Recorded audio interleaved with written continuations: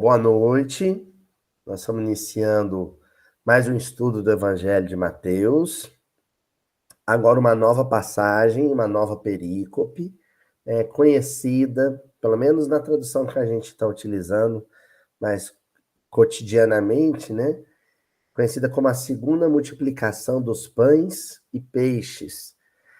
Mateus capítulo 15, que é o capítulo em que a gente se encontra, os versículos de 29 a 39. Então, teremos aí uma sequência de 10 versículos que compõem essa passagem da segunda multiplicação dos pães e peixes. E estamos iniciando isso aí em janeiro de 2023. Até a gravação em si, hoje, né? Nós ainda estamos em 2022, hoje é dia 28, se não me falha a memória. Dia 28 ou 29 de dezembro, esqueci que dia que é hoje. Mas a gravação vai estar vindo a público aí em algum dia do início de janeiro de 2023 já. Então, iniciamos o ano com essa nova passagem, né? Mateus 15, versículos 29 a 39. Eu estou querendo iniciar agora um hábito que eu não tinha, mas que eu acho que vai ser importante para a gente, que é o de ler a passagem, a perícope inteira, antes de fazer os cortes, né, de versículo a versículo.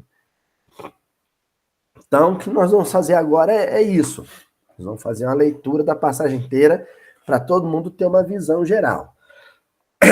A passagem é a seguinte: partindo Jesus dali, chegou ao pé do mar da Galileia e, subindo a um monte, assentou-se lá. E veio ter com ele muito povo, que trazia coxos, cegos, mudos, aleijados e outros muitos. E os puseram aos pés de Jesus, e ele os sarou. De tal sorte que a multidão se maravilhou, vendo os mudos a falar, os aleijados sãos, os coxos a andar e os cegos a ver, e glorificava a Deus de Israel. E Jesus, chamando seus discípulos, disse: tem compaixão da multidão, porque já está comigo há 3 dias e não tenho o que comer. E não quero despedi-la em jejum, para que não desfaleça no caminho. E os seus discípulos disseram-lhe: de onde nos viram num deserto tantos pães? De onde nos viriam num deserto tantos pães para saciar tal multidão?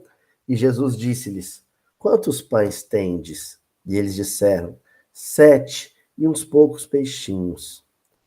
Então mandou à multidão que se assentasse no chão.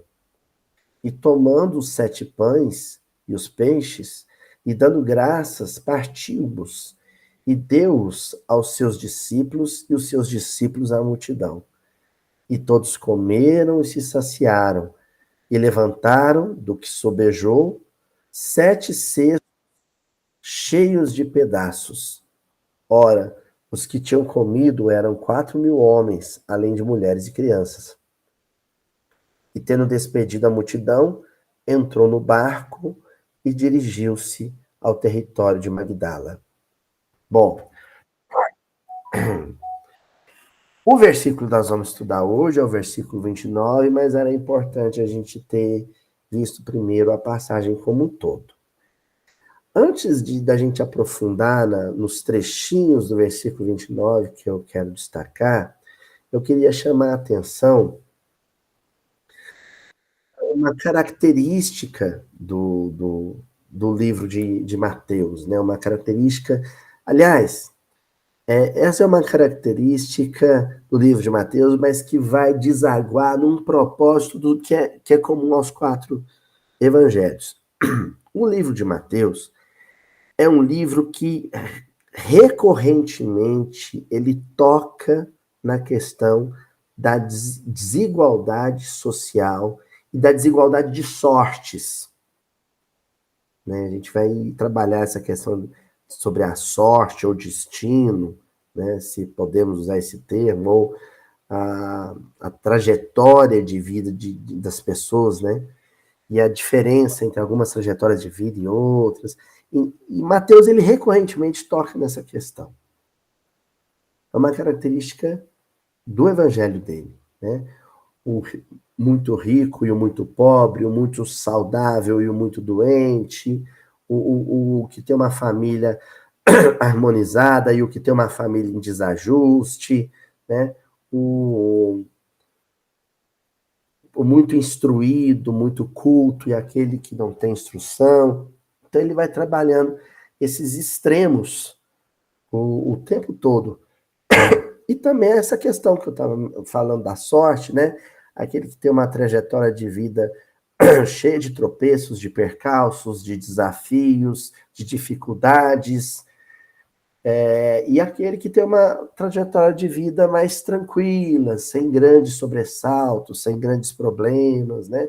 Ele vai trabalhando com essas noções, com essas diferenças, com essas distâncias, no que diz respeito à vida mais intensa e à vida mais branda, mais tranquila, né? Mais sossegada, se é que o termo sossego cabe aqui. Por que que eu disse que essa característica do Evangelho de Mateus, ela se liga ao evangelho, a um propósito que é dos evangelhos como um todo, dos 4 evangelhos canônicos? Bom, eu vou começar a explicar isso melhor, primeiro apresentando esse livro aqui. Não sei se todo mundo está conseguindo visualizar, vou mostrar aqui, mais distante, ó. Esse aqui é um livro do Warren Carter, que se chama O Evangelho de São Mateus, comentário sociopolítico e religioso a partir das margens. Esse livro, o Carter, ele trabalha como o componente marginal, ele é constante na narrativa de Mateus. O que é esse componente marginal? As margens aqui da noção sociopolítica, né? Então, o miserável, o doente, a mulher, a viúva, o órfão, são os elementos marginais que o Warren Carter está mencionando. Né? Eles são o personagem principal do Evangelho de Mateus. Os marginais da sociedade, né? Aqueles que estão à margem do poder sociopolítico, do controle sociopolítico, da autoridade sociopolítica, né? Esses que são considerados seres humanos menores, menos importantes aos olhos dos poderosos, entendeu? É por isso que ele diz que é o evangelho, esse é um comentário sociopolítico a partir das margens, né? Sob a ótica das margens, o olhar das margens. Isso é muito importante. Porque Jesus, ele se posiciona no mundo, ele se situa no mundo quando encarna, como um indivíduo marginal. Ele se posiciona com os marginais e como um indivíduo marginal, sem poder político, sem posse financeira, né, sem prestígio social, e andando com esses párias, com esses deserdados da sorte. Né? Ele se posiciona com esse pessoal. Por que que essa noção é importante para essa passagem que nós estamos falando aqui? Porque quando o Warren Carter, nesse livro, ele vai mencionar o porquê de uma segunda multiplicação de pães e peixes, ele apresenta 2 motivos. Primeiro, e é razoável pensar nisso, que esse episódio tenha acontecido mais de uma vez. Isso também é muito comum, né? Isso explica por que Mateus tinha lembranças tão vívidas da narrativa do Sermão do Monte, né, dos episódios de cura, porque eles aconteceram, eles se repetiram várias vezes. Isso possibilitou ao evangelista registrar a cena de forma mais viva, né? Então é possível que esse episódio da multiplicação de pães e peixes tenha acontecido mais de uma vez. E segundo, porque existe uma mensagem contida nessa passagem que precisa voltar à tona, ou voltar à pauta de discussão da narrativa de Mateus mais de uma vez. Entendeu? Ele poderia, apesar de ter visto várias vezes a multiplicação de pães e peixes, ter narrado uma vez só. Ao que parece, Mateus fez isso com o Sermão do Monte. Jesus discursou, né, as bem-aventuranças várias vezes, mas ela aparece narrada no livro dele uma vez só. Mas ele quis voltar, ele, os adensadores do livro, quiseram voltar na multiplicação de pães e peixes. Por quê? Existe uma mensagem contida ali, uma mensagem central contida ali, que ele quer que assuma um formato de estribilho. Estribilho é o refrão, né? Ele vai narrando, narrando e volta nesse assunto. Vai narrando, narrando, volta nesse mesmo assunto. Que assunto é esse? Essa questão da população marginal, como a população com a qual Jesus quis se misturar, quis conviver mais de perto, quis estar mais presente. A população desprovida de recursos materiais, de instrução do mundo, a população sofredora com problemas familiares, problemas de saúde, né? Essa massa de sofredores que habitava a Palestina, né? Ele quis estar com esse pessoal. Aí, gente, hoje eu vou estar bebendo um pouquinho mais de água, porque vocês devem ter notado que eu estou meio fanhoso. Aí o que acontece é que o N.T. Wright, né? Vou mostrar esse livrinho aqui, ó. Alguns de vocês, que o pessoal que acompanha na internet, principalmente, vai estar lembrado desse autor, que ele que fez aquele livro sobre Paulo, né? Sobre os mundos de Paulo, os 3 mundos de Paulo. E ele ficou bem conhecido no meio espírita, né? Porque o Haroldo Dutra usou bastante ele em algumas palestras. Então, o N.T. Wright, ele tem um livro que se chama Como Deus se Tornou Rei. É um título estranho, Como Deus se Tornou Rei. É um título estranho, mas quando você vai ler o livro, aí você percebe que não, que o título pode soar estranho, mas a ideia ela é muito segura e muito profunda. O Wright ele parte do princípio de que os 4 evangelhos, apesar de terem características distintas, cada livro tem uma característica diferente, eles contam a mesma história.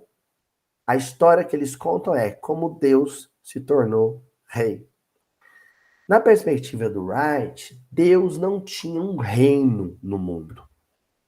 Nem mesmo o reino de Judá, né, o reino a princípio de Salomão, de Davi e Salomão, depois o reino de Judá, o reino de Israel, esses reinos ali que foram formados a partir das 12 tribos de Israel, nem eles eram reinos de Deus, né? Deus não tinha um reino no mundo. Ele governava o mundo.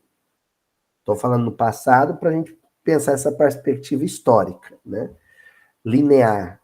Então ele governava o mundo, mas não tinha um reino no mundo. Só que esse reino que Deus queria ter no mundo não poderia ser e não era para ser um reino físico, um reino político, um reino concreto de palácio, castelo, soldados, súditos, coroa e trono. Não. O reino que deveria se estabelecer era um império psíquico, era um domínio psíquico, espiritual, um domínio mental sobre uma coletividade de pessoas que não se circunscreveriam numa localidade, numa região, dentro de uma dada fronteira. Elas estariam em todo o globo, mas todas se reconheceriam súditas, entregues, sob o comando, sob a liderança e a autoridade desse rei que não estava no mundo. Ou estava no mundo, mas não como o mundo, né, da forma como o mundo reconhece. Entenderam? Esse processo de estabelecimento de um reino de Deus, né? Deus como um rei, no mundo também, entre os encarnados, se daria a partir do nascimento de Jesus. A função espiritual de Jesus seria a de compor, constituir um grande reino de criaturas sob o império de Deus, sob o domínio mental de Deus. Entendeu? Não vamos confundir com a noção de governo da terra, de quem reina no mundo a partir de uma ótica cósmica. Não é isso que nós estamos falando. Nós estamos falando de que no mundo tem quem se entrega a Deus e quem não se entrega a Deus. Quem está sob o domínio dos homens e quem está sob o domínio de Deus. Esse reino é o reino que é composto por criaturas que se curvaram perante Deus e disseram: você é meu rei, o Senhor é meu rei. Tá certo? Por isso que o livro se chama Como Deus se Tornou Rei. Essa narrativa de como Deus se tornou rei é a que se encontra nos 4 evangelhos. A história do nascimento de Jesus até a crucificação de Jesus é a história de, né, como Jesus foi arrebanhando, constituindo e compondo um reino para Deus. A partir de homens encarnados, homens no mundo. Tá? Bom, eu fiz essa explicação toda, essa introdução todinha, tendo o versículo, né, de fundo, o versículo 29, e agora vocês vão começar a entender a lógica disso tudo que eu falei. Então, o versículo que nós vamos estudar hoje é: tendo partido dali, Jesus chegou junto ao mar da Galileia, subiu a um monte e permaneceu assentado lá. O mar da Galileia é o símbolo geográfico, o signo geográfico que representa a composição deste reino psíquico de Deus no mundo. Esse movimento de subida ao monte e assentar no monte, né? E a população ela vai se organizar, aquela multidão vai se organizar aos pés do monte, né? Aos pés de Jesus, que estava na parte mais alta do monte, é o signo, o símbolo da majestade, do trono. O monte é o trono. Porque o mar da Galileia, gente, ele fica em torno de 213, 214, acho que 212, 213. 212, 213 metros abaixo do nível do mar. Vocês estão vendo aqui a topografia, ó, vai ajudar a entender isso. Isso aqui é a Palestina toda, ó. Isso aqui é a costa do Mediterrâneo, né? Aí quando você vai se afastando da costa, você começa a subir uma cadeia montanhosa, uma cordilheira mesmo, né? Que pega toda a parte central da Palestina, né? O Planalto Central da Palestina. Aí depois, você começa a descer. Tá vendo aqui, ó? Em direção ao Vale do Jordão. O Vale do Jordão, ele tem 2 extremidades, ó. Numa ponta está o Mar da Galileia, onde Jesus vivia com os discípulos. Aí o Rio Jordão vai atravessando todo o vale. E no outro extremo está o Mar Morto. Tá acompanhando? E depois, aqui, por exemplo, você vai ter as colinas de Golã, né? Aí depois vem outra cadeia montanhosa em direção ao deserto, né? Aí você vai ter o deserto da Judéia, o deserto da Arábia, né? E caminhando em direção ao Oriente. Então, aqui é o ponto mais baixo da topografia de Israel. Mais de 210 metros abaixo do nível do mar. Jerusalém ficaria aqui, no topo, na parte mais alta, cerca de 750 metros acima do nível do mar.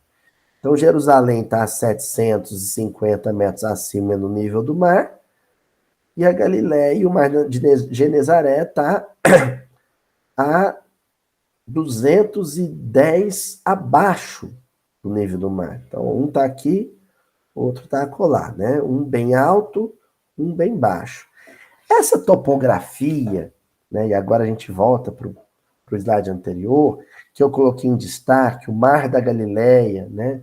A presença do monte, faz referência a parte mais alta dentro da parte mais baixa. O monte na Galileia, o monte no Mar da Galileia, é a parte mais elevada dentro do ambiente mais baixo. E esse ambiente mais baixo aqui, nós vamos olhar dentro de uma perspectiva sociopolítico, econômica e espiritual, né? Não propriamente geográfica, porque não é numa visão literal. Então, enquanto a Galileia representa os sofredores do mundo, os derrotados do mundo, né? Os doentes, os analfabetos, os marginalizados, as prostitutas, os foras da lei, os abandonados pela vida familiar, né? Os órfãos, as mães sem filhos, os filhos sem mães. É isso tudo que representa essa parte mais baixa do relevo, né? É a Galileia. Jesus, sentado no monte, no meio da Galileia, ele é uma espécie de rei da ralé, entendeu? O soberano dos plebeus, né? A majestade no meio dos sem teto, dos sem terra, dos sem lar, dos sem ânimo, dos sem saúde, dos sem pão, né? Dos sem nada, né?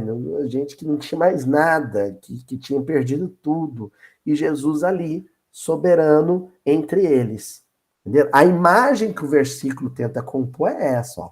Tendo parte dali, Jesus chegou junto ao mar da Galileia, ou seja, naquela região que representa o reino de Deus no mundo, né?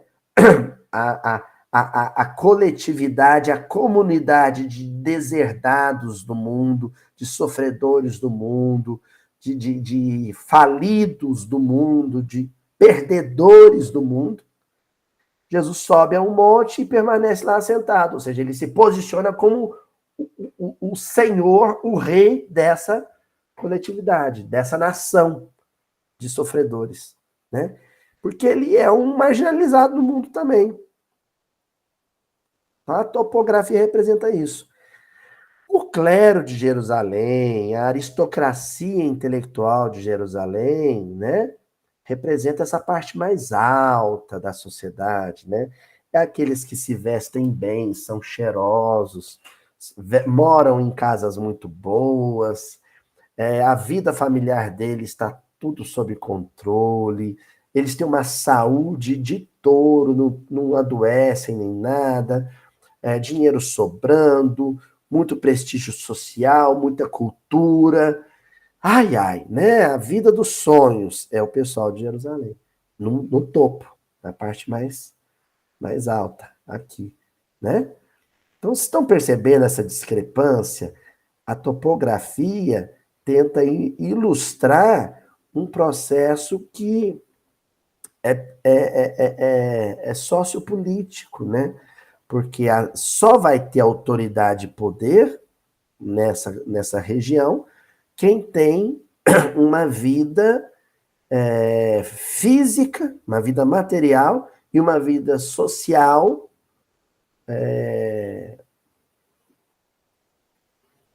cheia de prestígio, cheia de facilidades, cheia de bonanças, né?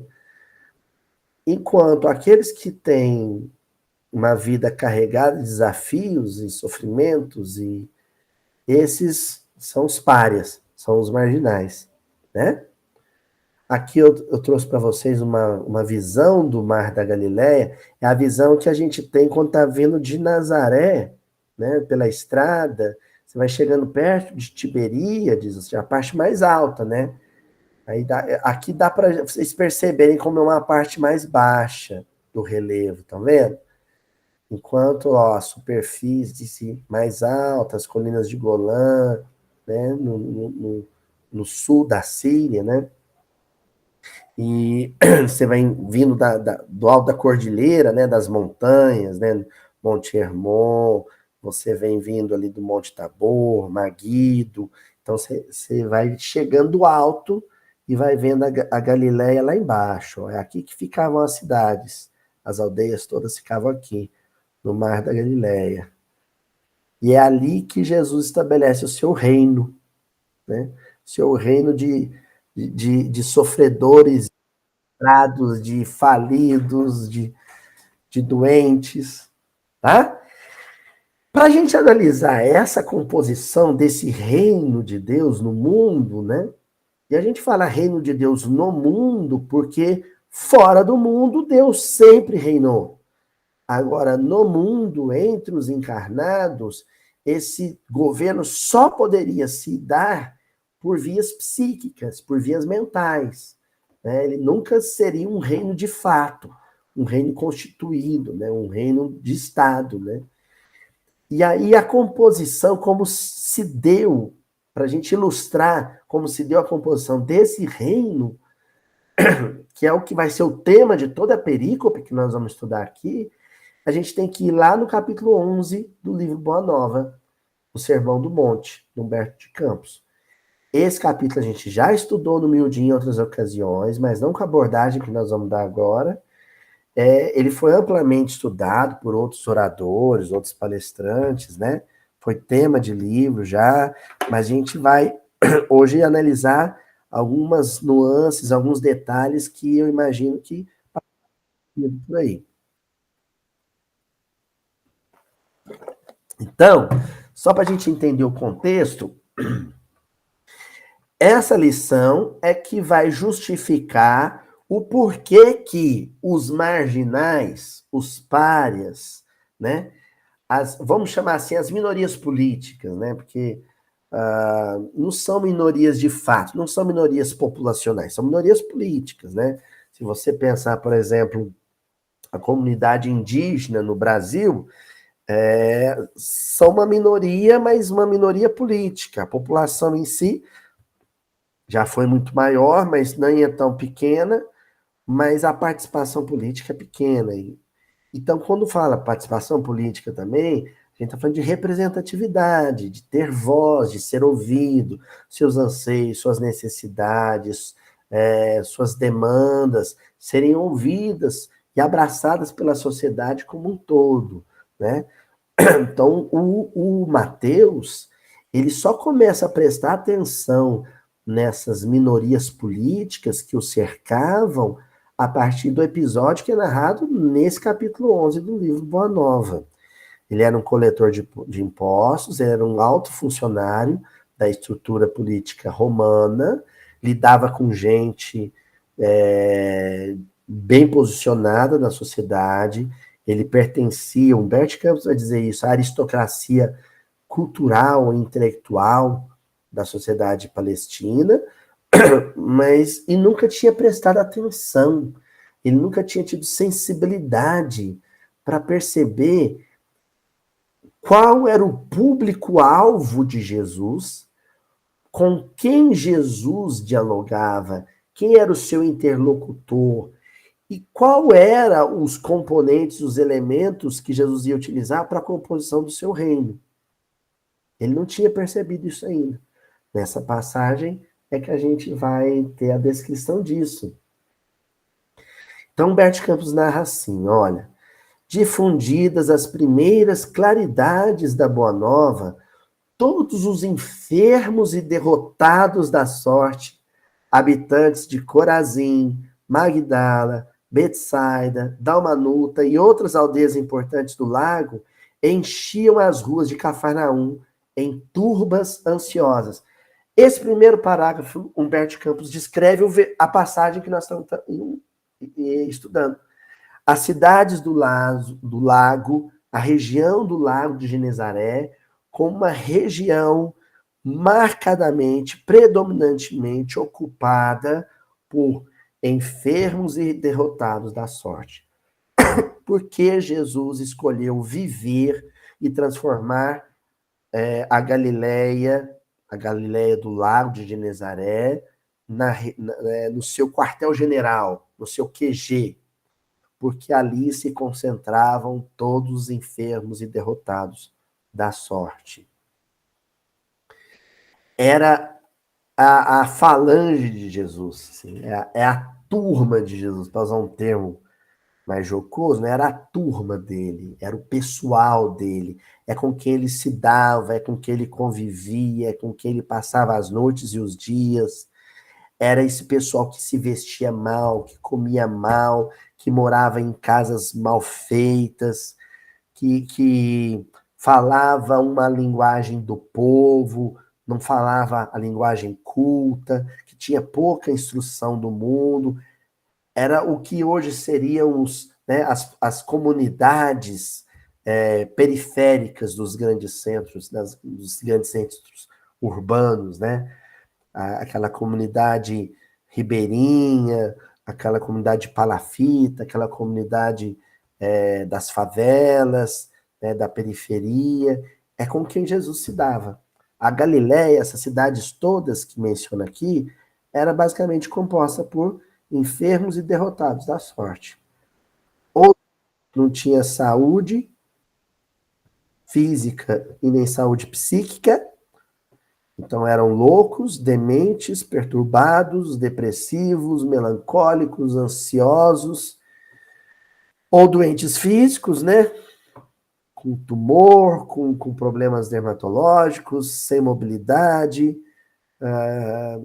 ou derrotados da sorte, ou seja, abandonados pela família, traídos pela esposa, ignorados pelos filhos. Essa era a massa compacta que formava a multidão que gravitava em torno de um sol espiritual, que era a figura de Jesus ali, cravada na Galileia. Tá? Humberto Campos continua dizendo assim: os companheiros do mestre eram os mais visados pela multidão, por motivo do permanente contato em que viviam com seu amo. De vez em quando, Filipe era assaltado em caminho por uma onda de doentes. Pedro tinha a casa rodeada de criaturas desalentadas e tristes. Todos queriam o auxílio de Jesus, o benefício imediato de sua poderosa virtude. Então, era o desespero, né? Era o desespero, era a aflição, era a angústia, que queria um benefício, como eu sublinhei aqui, imediato, né? Quem sofre, quem chora, quem grita, quem sente dor física, quem sente dor psicológica, quer algum conforto. E se agarra como aquele que está se afogando, né? E se agarra ao primeiro que se aproxima. Então é por isso que é como se o perfume de Jesus fosse uma espécie de um perfume de flor que atraíam essas abelhas, essas vespas, esses insetozinhos, né, humanos, essas criaturas se sentiam atraídas pelo perfume que Jesus exalava, né? E como os discípulos estavam impregnados desse mesmo perfume, eles também acabavam atraindo esses sofredores. Jesus, ele é como se fosse aquela lâmpada e aqueles mosquitinhos, né? Aquele bicho da luz, né? Rodando em volta da lâmpada, né? Atraídos, hipnotizados pela luz, né? que ela irradia. Esse é o quadro, tá, gente? Essa primeira narrativa do Humberto Campos aqui, ela equivale, ela tem o mesmo peso narrativo da perícope que a gente vai estudar. É o tal reino, né, de que Deus se tornou rei. Deus se tornou rei dos sofredores do mundo, dos deserdados da sorte, por meio da figura de Jesus. Jesus atraiu esse tipo de gente. essa espécie de ser humano. Eu estou dizendo assim porque nós estamos falando de uma sociedade totalmente fragmentada em castas, em camadas, em categorias, e essas camadas praticamente intransponíveis. Essa é a sociedade da época, né? No mesmo capítulo, nós vamos hoje estudar só esse capítulo, né?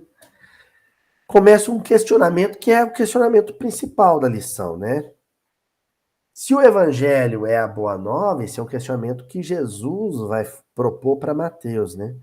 Se o evangelho é a boa nova, como não há de ser a mensagem divina para eles, tristes e deserdados na imensa família humana? Esse é o grande questionamento, a grande pergunta que a passagem traz e que fica ecoando na mentalidade de Mateus, enquanto ele posteriormente vai compondo o evangelho, ou a base do que seria o evangelho dele, né? Se o evangelho é uma boa nova, é uma boa notícia, como é que ele não vai causar alegria em quem é triste e deserdado na imensa família humana? Então, há uma tendência que é a seguinte: quem não tem problema, quem não está vivendo um grande problema, dar as costas, desprezar, deserdar, ignorar quem tem problema, quem está vivendo um grande problema. É uma tendência histórica do ser humano, é uma escolha que o ser humano fez de dar as costas para quem sofre. O evangelho, ele vem nesse sentido, para atender esse deserdado, este que foi abandonado, que foi ignorado pelos que estão com vida boa. A turma que está com vida boa abandonou, deserdou, ignorou o sofredor. O evangelho vem para atender esse sofredor, vem para esses, tá? É aquela velha história o que distingue o Velho e o Novo Testamento, né? Enquanto o Velho Testamento é um clamor desses deserdados, desses sofridos, desses escravizados, desses explorados do mundo, desses aflitos do mundo, o Evangelho é a resposta a esse clamor, é a resposta de Deus para os anseios do homem, né? Que aparecem lá no Velho Testamento. Os vencedores da terra não necessitam de boas notícias. Nas derrotas da sorte, as criaturas ouvem mais alto a voz de Deus. Olha só. Por que que Jesus não vai para Jerusalém, não fixa moradia em Jerusalém e não passa os 3 anos de apostolado em Jerusalém pregando para os intelectuais, para os magnatas, para os grandes empresários e os grandes articuladores políticos de Jerusalém? Porque esses são completamente surdos para aquilo que Jesus tinha para dizer. Se Jesus tem um discurso de consolação e esperança, ele só é ouvido e percebido por quem precisa de consolo e quem precisa esperar alguma coisa para além do mundo. É por isso que ele encontra acolhimento, receptividade entre os sofredores da Galileia, entre os pobres da Galileia, entre os analfabetos da Galileia. Entenderam? Eles ouvem mais alto a voz de Deus. É como se o excesso de conforto, de prestígio, de autoridade, de fama, de conhecimento, blindasse, lacrasse com uma cera terrível a audição psíquica da criatura. Ela se torna refratária aos chamados de Deus. Mas a derrota no mundo Ela deixa a pessoa aberta, acessível, predisposta ao chamado de Deus. Tanto que a leitura continua dizendo assim: buscando os oprimidos, os aflitos e os caluniados, sentimos-los tão unidos ao céu nas suas esperanças, que reconhecemos na coragem tranquila que revelam um sublime reflexo da presença de nosso Pai em seus espíritos. Aqui eu vou dar uma pausa, porque eu me lembrei do Deus conosco, né? O Emmanuel, né? Que é um dos nomes que são atribuídos a Jesus no início da narrativa de Mateus, né? Ele será chamado o Emmanuel, quer dizer Deus conosco, né? Essa presença de Deus entre os homens, né? Essa comunhão, essa união do homem com as noções de espiritualidade profunda, ela precisa de um meio propício, de um ambiente propício. E o ambiente propício é o ambiente da derrota. Hã?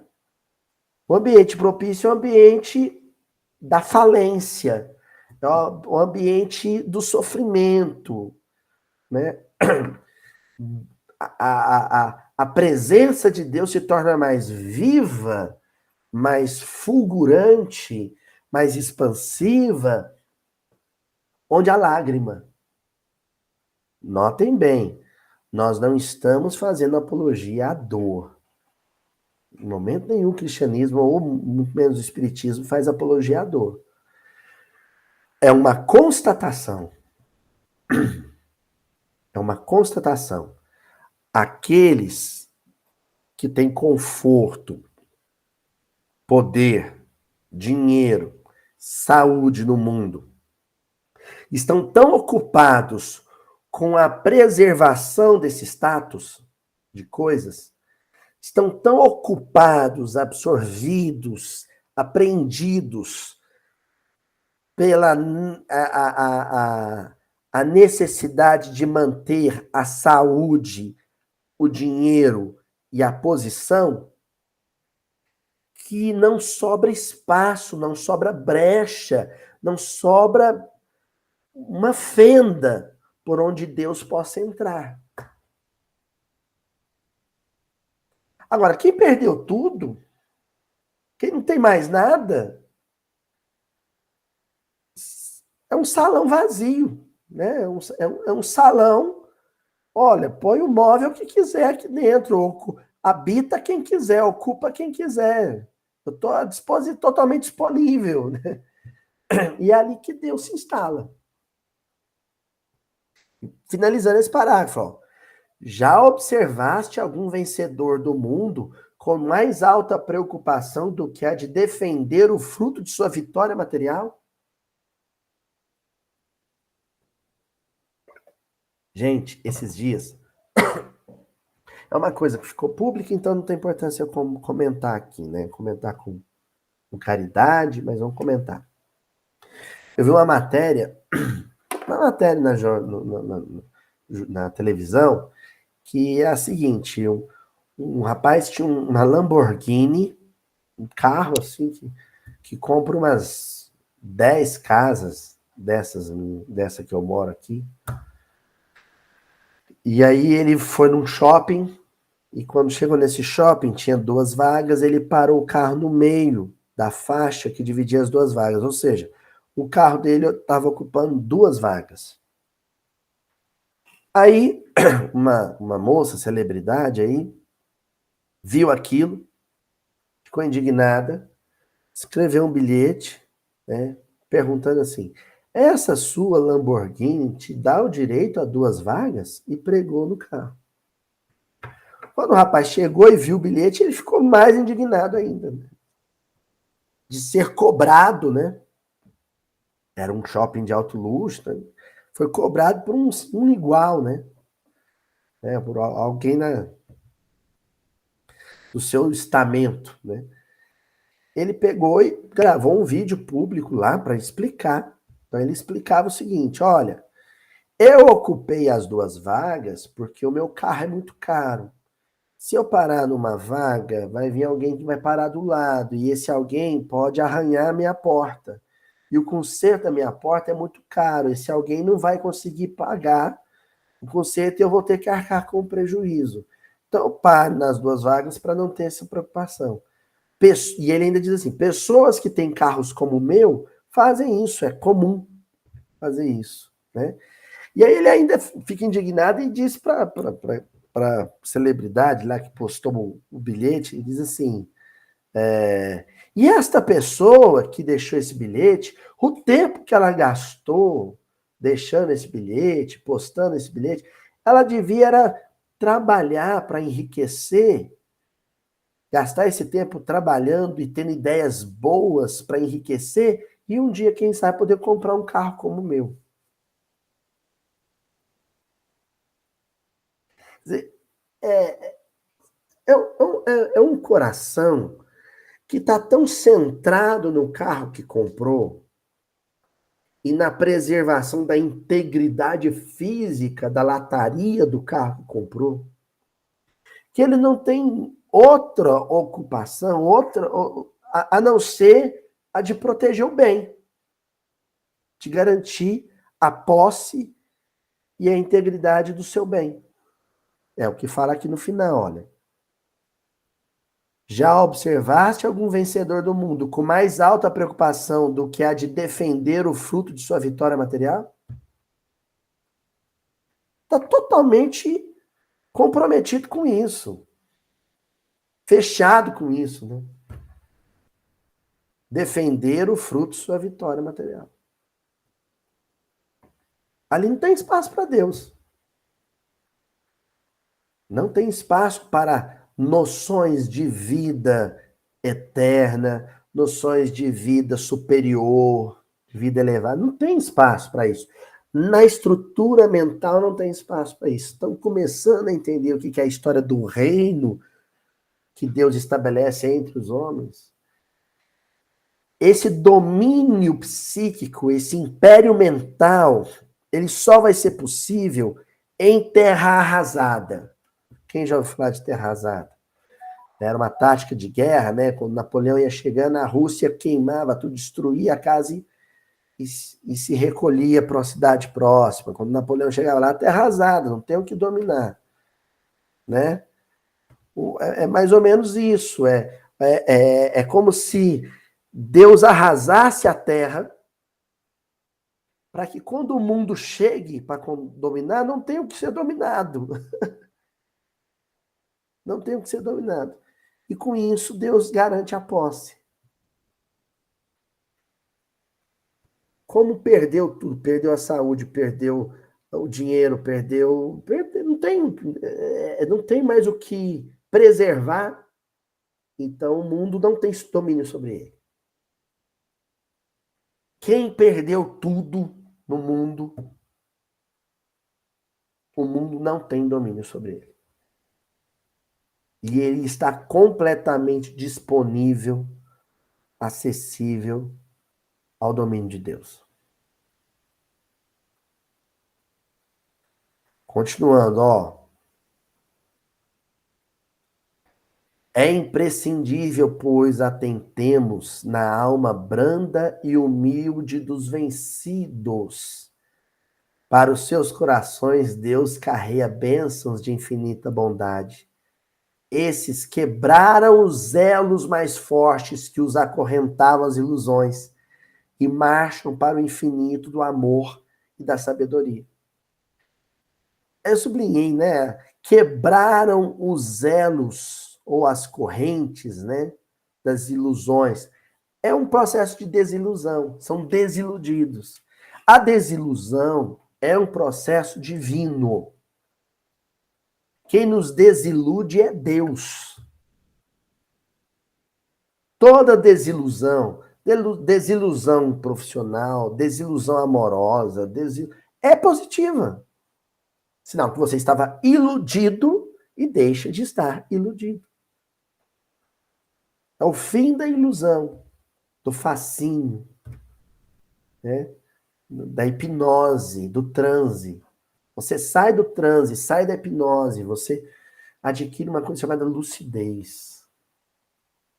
Quem perde tudo se torna lúcido.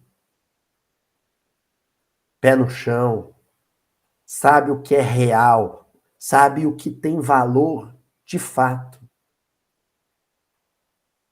E se torna mais livre. Agora, quem vive de artifícios, o diploma, o título, o cartão de crédito, o contrato, né? Como é que se diz? A escritura. Isso tudo dá uma ideia de felicidade que é falsa. À medida que tudo isso vai virando pó, você vai se desiludindo. Você vai começando a ver o que é verdadeiro, o que é real. Que não é nada disso. A fama, isso é tudo uma fantasia, uma ilusão. O leito de dor, a exclusão de todas as facilidades da vida, a incompreensão dos mais amados, as chagas e as cicatrizes do espírito, são luzes que Deus acende na noite sombria das criaturas. Levi, aí Jesus dizendo para Mateus, hein? Levi, é necessário amemos intensamente os desafortunados do mundo. Por que esse compromisso da igreja primitiva com o caído, com o tombado, com o derrotado, com o sofrido, com o aflito, com o agoniado? Por quê? Porque é ali que está o ouro. É ali que está o filão. É ali que está o terreno fértil para se semear noções de vida superior. É onde há condições mais favoráveis para que a semente do evangelho frutifique. Por isso que o sofrimento é um pingo de luz no ambiente de sombras. Sombra no sentido de olhos tapados, ausência de visão, de clara evidência. Aí o sofrimento vem e arranca a escama, a catarata. Senhor, que eu veja, não é isso que o cego de Jericó disse para Jesus? Senhor, que eu veja. Ele queria ver. A cegueira trouxe visão para o Bartimeu. Suas almas são a terra fecundada pelo adubo das lágrimas e das esperanças mais ardentes, onde as sementes do evangelho desabrocharão para a luz da vida. Eles saíram das convenções nefastas e dos enganos do caminho terrestre e bendizem do nosso Pai como sentenciados que experimentassem no primeiro dia de liberdade o clarão reconfortante do sol amigo e radioso que os seus corações haviam perdido. Olha, saíram das convenções nefastas e dos enganos do caminho terrestre. Convenções. Todo ambiente de triunfadores, todo ambiente de vitoriosos, reparem bem, é um ambiente convencional. Um ambiente cheio de convenções, cheio de artifícios, de invenções humanas, né? Vocês querem ver, dou um exemplo aqui, nós estamos lendo Humberto Campos, né? Então, Academia Brasileira de Letras, né? É um ambiente cheio de convenções. Muito embora eu admire todos os escritores e literatos que por ali passaram, inclusive Humberto de Campos, né? Mas a ideia do fardão, do espadim, do chá da tarde, da cadeira, né? Isso tudo é convenção. Isso é um artifício. Né? A pompa das posses presidenciais, governamentais, tudo é artifício. Né? as cerimônias militares todas, as fardas, as estrelas, os capes, isso tudo é artifício. E mesmo no ambiente espírita, né? As honrarias, os títulos, isso tudo é artifício. É convenção. É pó. Vai virar comida de traça. Não tem valor real. Não tem valor real. E aí vem o sofrimento, vem a miséria, vem a perda, né? Vem a derrota, vem a queda, vem o fracasso, vem o abandono, para te trazer o senso de realidade.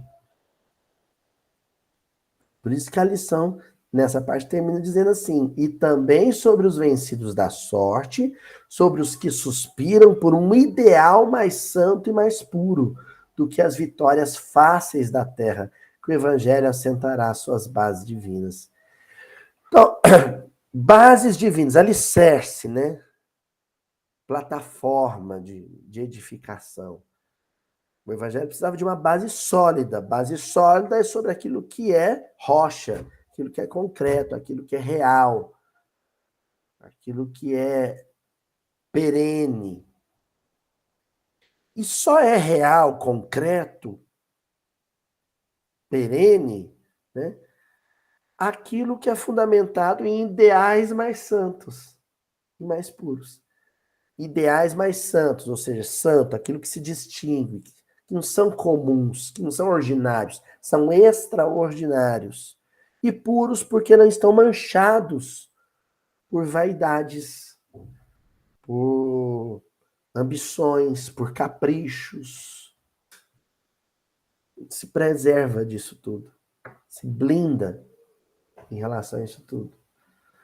São esses ideais, esses propósitos, esses anseios, esses sonhos, eles são a base sobre a qual Jesus ergueu a sua igreja. Daí a personalidade de Pedro, né?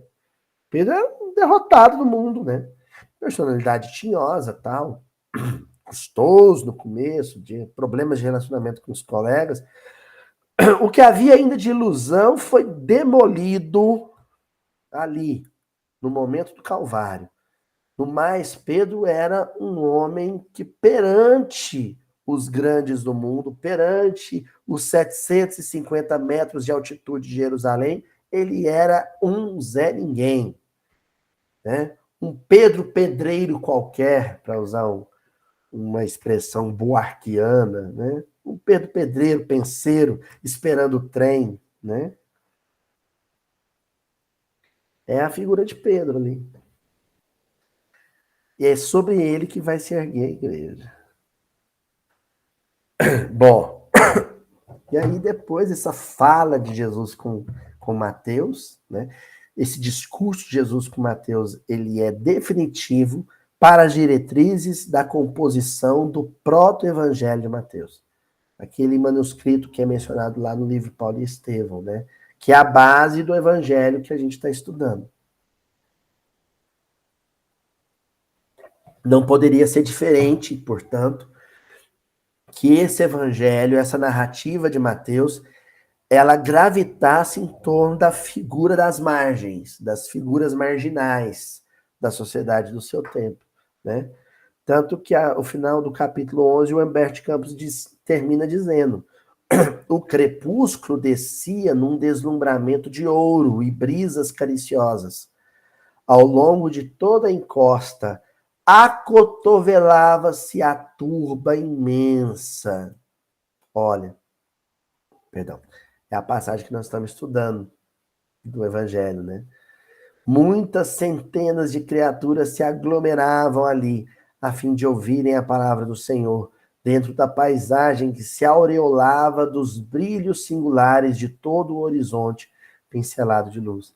Então, olha só, enquanto o ambiente do templo em Jerusalém tinha um brilho artificial, né? Era um brilho produzido pelo ouro, pela prata, pelo metal em si, né? Pela seda. O ambiente onde essa turba se aglomera é um ambiente ornado por elementos naturais. que não tem dedo do homem, é obra de Deus. É o ouro da claridade do crepúsculo, né? É a graciosidade da brisa, a cariciosa brisa que vinha do próprio Mediterrâneo. Então, esse ambiente de comunhão do homem com a natureza, ele é um ambiente verdadeiro, não é um ambiente artificial. Existia ali a presença de Deus através dos componentes naturais e a presença de Deus através da estrutura mental que compunha aquela turba. Muito embora a gente já tenha estudado aqui que a multidão, a turba em si, não tem o mesmo comprometimento do discípulo, mas a turba está um passo à frente do adversário, né? Enquanto a elite aristocrática, a elite econômica de Jerusalém era adversária, era antagonista, essa turba já se sentia atraída pela luminosidade de Jesus. Quem que eram eles? Eram velhinhos trêmulos, lavradores simples e generosos, mulheres do povo agarradas aos seus filhinhos. Entre os mais fortes e sadios, viam-se cegos e crianças doentes, homens maltrapilhos exibindo as verminas que lhes corroíam as mãos e os pés. Todos se comprimiam ofegantes. Então, é uma descrição forte do Humberto de Campos, em que ele quer dizer, de uma maneira poética, bela, que ó, era gente doente, gente que tinha mau hálito, gente que suava, não sabia o que era banho, gente com a ferida lá, né, as verminas que lhe corriam as mãos e os pés, ou seja, gente com bicheira, né, que a gente fala aqui em Minas, né, com bicho, com verme saindo da ferida porque não tinha tratamento, né? Gente mal vestida, homens maltrapilhos, gente mal vestida, com roupa surrada, tava com a mesma roupa lá há semanas, né? Uma criança e um cego doente, às vezes tinha saúde física aparente, mas não tinha uma saúde física real, a gente queria morrer cedo, a expectativa de vida era baixa, né? E eram os melhorzinhos, né? Aí tinha o lavrador simples, o sujeito que só sabia cuidar da terra, não tinha formação cultural do mundo, erudita do mundo, né? Tinha aquela mulher que foi abandonada pela família, que é viúva ou que precisou por uma necessidade material, às vezes se prostituir, né? Às vezes aceitar um casamento indigno para poder sobreviver. Então, esse é o perfil de gente de que Jesus ia se cercar. Quem quisesse estar com Jesus tinha que aceitar o cheiro dessa pobreza, dessa miséria, desse abandonado, desse falido, desse sofredor. Tinha que aceitar o ambiente pobre, a casa mal feita, o telhado mal feito, né? O copinho de barro mal trincado, a água menos pura, o alimento mais rústico. Tinha que aceitar isso, porque Jesus quis viver com essa massa, essa falange de sofredores. Era a gente dele, era o povo dele, ele estava ali no meio desse povo. Ante os seus olhares felizes, a figura do mestre surgiu na eminência enfeitada de verduras, onde perpassavam brandamente os ventos amigos da tarde. Aí nós temos a imagem do trono, né? A eminência enfeitada de verduras, a eminência, né? O ponto mais alto ali, o montinho onde ele se assentou, que não era de ouro, não era de mogno, né?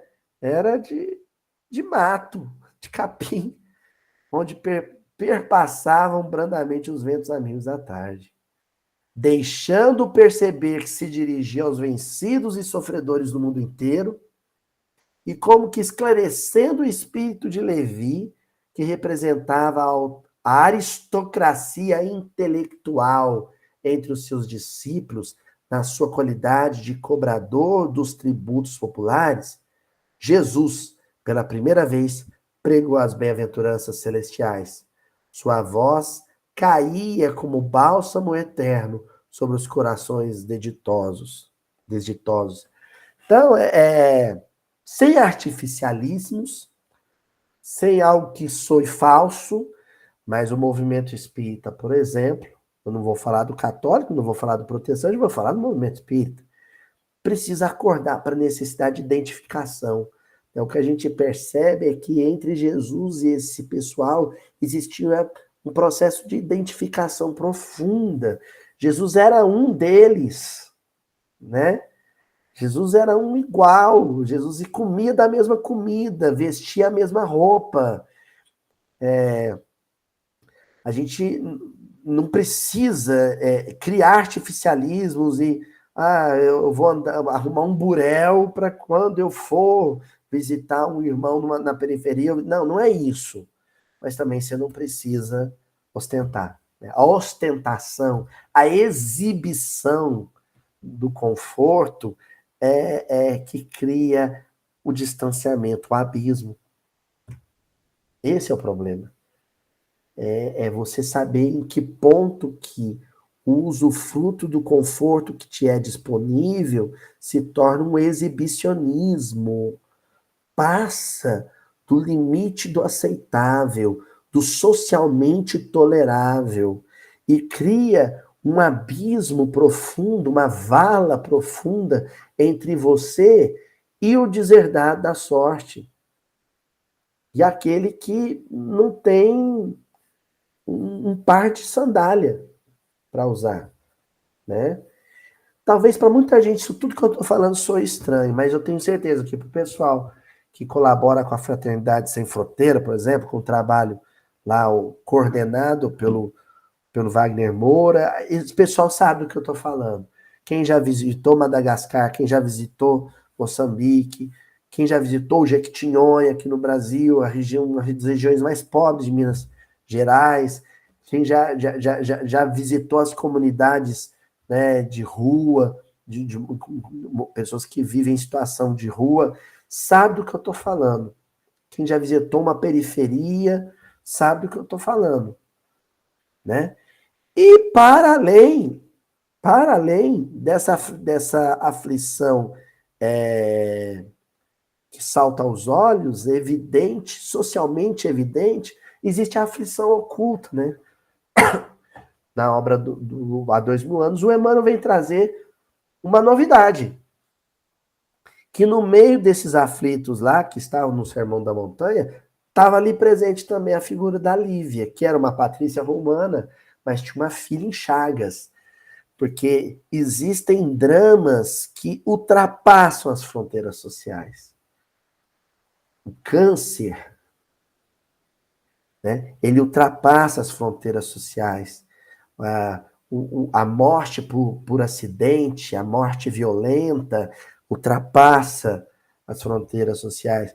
E aí a mãe, o pai, o filho de uma família economicamente abastada, em função da doença, em função do acidente, em função da dor, da perda, atravessa o abismo e se posiciona ali no meio dos outros sofredores. Porque ali, dor é dor.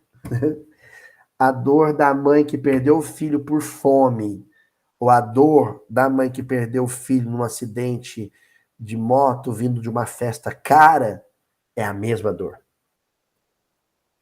Ali se formam, ali a composição desse reino de Jesus, que é feito de sofredores, ponto. Não importa a origem social.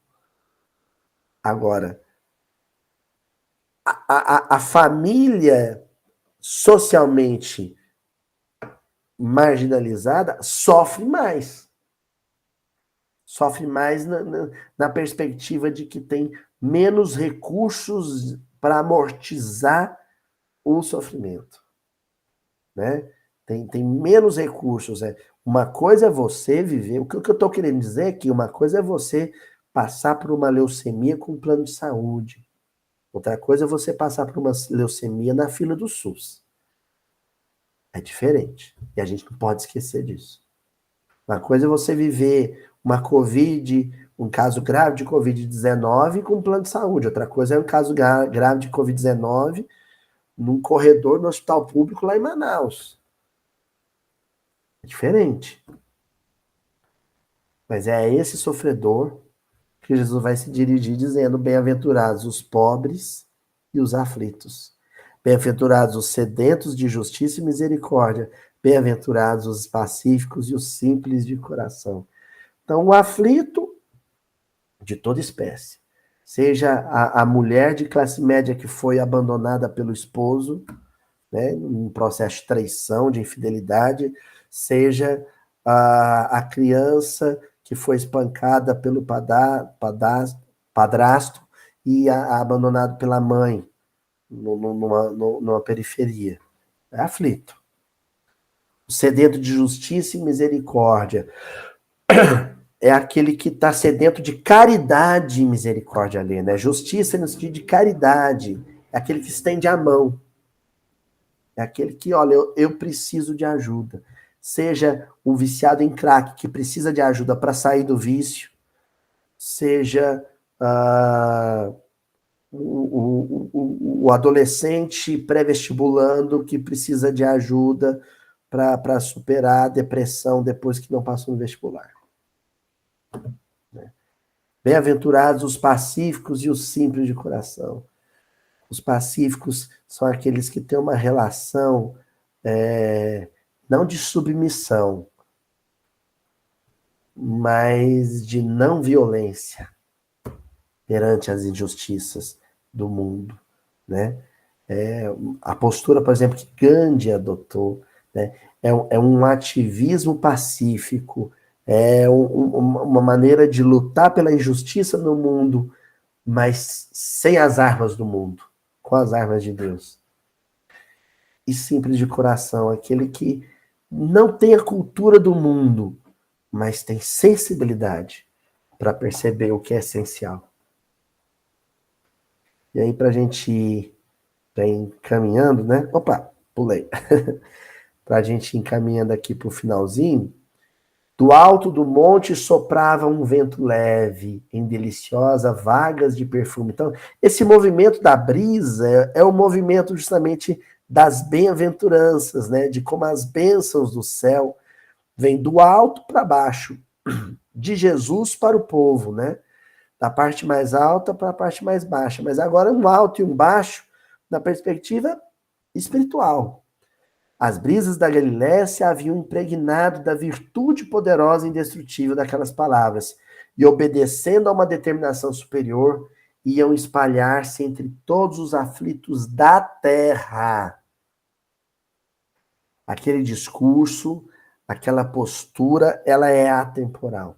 Esse é o ponto. Esse reino que se estabelece entre os homens a partir de Jesus, esse reino, ele é espacial, ele não se limita a fronteiras, ele se espalha pelo mundo e ele atravessa o tempo. Por quê? Porque o reino que se baseia em posses materiais, em títulos materiais, quando esses títulos, essas posses deterioram, o reino desaba junto. Agora, aquele que se baseia justamente na aflição, a aflição se perpetua e ele se perpetua junto. O sofrimento, ele atravessou os séculos, né? Temos sofrimento hoje no mundo, como tínhamos há 2000 anos atrás. Então, onde seja a alma carente de amparo espiritual, ali reina o amor de Deus. Por isso que menciona os aflitos da terra, né? Muitas mães sofredoras e oprimidos, com suave fulgor nos olhos, lhe trouxeram os filhinhos para que ele os abençoasse. Olha só, estão sob o domínio dele, entendeu? Essa é a ideia do reino. Essas mulheres que levam as crianças nos braços para Jesus abençoá-las, elas são completamente entregues, elas são súditas dele. né? Elas não têm mais reis no mundo. Elas não estão mais sob o domínio de rei algum do mundo. Elas são súditas do rei maior. Anciãos de frontes nevadas pelos invernos da vida lhe beijam as mãos. Então, olha, Deus se tornou rei. Cegos e leprosos, né? Lembrando o título do livro do N.T. Wright, né?